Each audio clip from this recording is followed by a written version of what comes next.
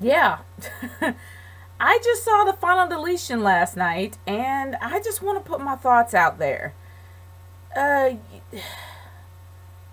this was so bad, but it was bad on an epic scale. Now, I know a lot of people like the whole dramatics of the whole thing. I saw a lot of people's reviews on it, and they happened to enjoy it because it was entertaining. But if it's to the point where you literally got to put your life in danger just to entertain a show that is dying slowly, is a shame. But I guess for me, I never really kept track of TNA. I literally got taken out of the whole Matt Hardy storyline. I didn't really keep up with it. I guess what I've heard is that somehow Matt injured him. He ended up having another personality to where that he has this ridiculously awful British something accent, and he has his hair dyed like, I don't know, like Amadeus or something. And the thing is, the one thing that interests me is seeing their homes. Oh my gosh. Well, I don't really know about Matt's home because it was a barn, and I don't think that was Revi Sky. I didn't think she was Hispanic, but if that's not her, leave a comment and let me know who that chick is. But other than that, I guess that was his family. I don't know. But the fact he was staying in a barn and then he had a party for his son or daughter or child. And I guess the cool thing was seeing Jeff's house. Jeff's house looks fly. Now, I mean, it's in North Carolina, so of course you're going to have a big, massive house on a whole huge plot of land. So I kind of knew that it was in North Carolina. That's where they're from, Cameron, North Carolina. But the lawn tats, that's some skill. Like, that's some skill to put some tats on your lawn.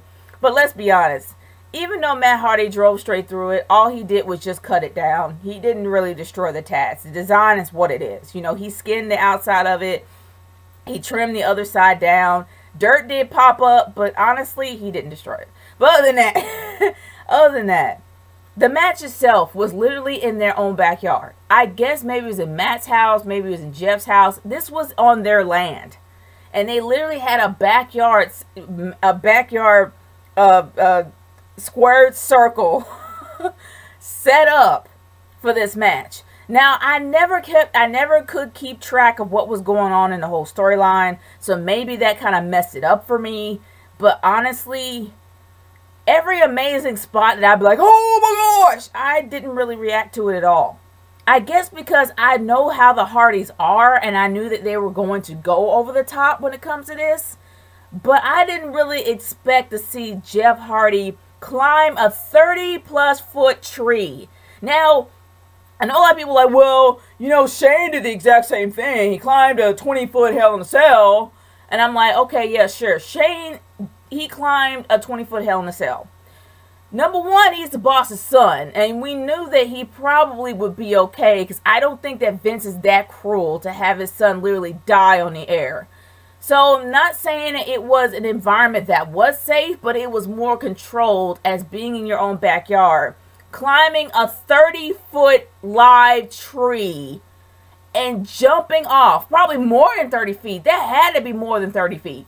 He literally climbed almost the apex of the tree, fell off onto a ladder that was, it was propped up, but he missed it. He grazed it and landed flat on his butt. Seriously, he could have died. He literally could have died. Now, I'm a huge wrestling fan. I'm a fan of wrestling as well. But the thing of it is that I don't want anyone to get permanently injured to where they can't even move anymore. And that was just to the point where I'm like, you know, it's typical Jeff. Jeff will go off to these high, ridiculous high spots to where he nearly dies. So I know a lot of people probably expected that. But the fact that he missed, I wish he did hit Matt. But the fact that he missed probably was a lot worse on his body than he could ever imagine. And honestly, I guess the one thing that kind of made me feel like it was whole backyard wrestling-esque was mostly the fireworks being shot as machine guns. And as funny as that was, I was like, okay. But I mean, I think it was kind of funny how when Matt had his faux accent going around saying, I have deleted you. And then he came around and he was just like, And then and then Matt ended up having like a big, like some fireworks in his face about to shoot at him. And his accent just dropped at that point in time. I thought that was a bit funny. And then when it went straight to the water, it was just over the top. And all of a sudden, here comes Willow. And I'm like, oh boy. You know, if Willow wasn't there, then it would have been better because it kind of took me out of the whole thing. But honestly, then it ended up being, I don't know, I don't know who that guy was, Senor something, Senor Anderson. I can't remember his last name. I don't know who he was. Maybe he was the Manny. I have no idea. But him pretty much coming out and pretending to be Willow, I was like, okay, no, that made no sense. And then the actual match ended somewhat in a huge giant hole with Matt Hardy in the background, with his symbol in the background. And it was just odd. Then all of a sudden you just see this candle being lit up, and then somehow he fell off onto a big pile of dirt, and then that was it. 1, 2, 3, pin, done. I guess he's not going to be referred to as Matt Hardy anymore. He's going to be referred to as Brother Nero. I wanted this. I'm like, why? Like, I don't know really what to say about it. The drones itself, him being like a diabolical villain, was so over the top and nuts that I'm like, ugh.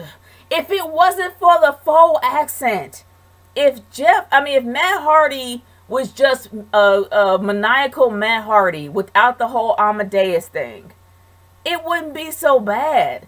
But it's just, Matt is not a good actor. He just isn't. He's not a good actor. He sucks at accents because of his really strong North Carolina drawl.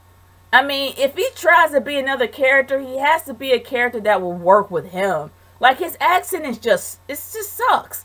Like, I know that my accents are bad. I'm not even gonna try to pretend to have a British accent because I can't. I just wish that he didn't, because he looked like a complete tool. All I know is that TNA is dying, and it's a given that they actually did this to try to get some people to view it, or get some interest pumped back into it. Maybe the over-the-top spectacle worked for a little bit, but then that's what you're gonna have to do consistently every single freaking night. The content's I don't know if the content is bad. I haven't seen it in so long, but I know that it was the whole Matt Hardy storyline, whole Jeff Hardy feud that I've seen multiple times in WWE, that I just wish to just end. But maybe it's the content. Maybe it's the fact they're not getting their content out. Other than that, TNA is dying. And if they're doing this to try to get people to draw them in, this is a bad way of doing it, because you got to do it every single night, and people's bodies break. So other than that, the whole thing about the last deletion, this isn't the last deletion. For some reason, I really think they're going to stretch it out as far as they can stretch it out. I'm hoping that they end it soon, because Jeff needs a break. Seriously. Jeff will literally kill himself for wrestling. Matt is trying to even get noticed. Let's be honest. Matt has to do these over-the-top storylines. People even care about him. But something's got to give. This was epically bad. But it was so bad, it was kind of good in a way. So it wasn't terrible, but it was bad. It was 100% bad. But it was so bad, it was epic. So I will tell you guys, if you do want to see the last deletion, look for it in YouTube. Everybody's already put it up. Go and check it out. It actually is worth a watch, because it is so bad it's good. What's so good is so bad it's epic. I guess it's the best way of saying it. But I really wish I was able to get into it more, but I couldn't, because I've seen them have these feuds before. The tree thing was insane. But other than that, yeah, you guys see for yourself. Peace out.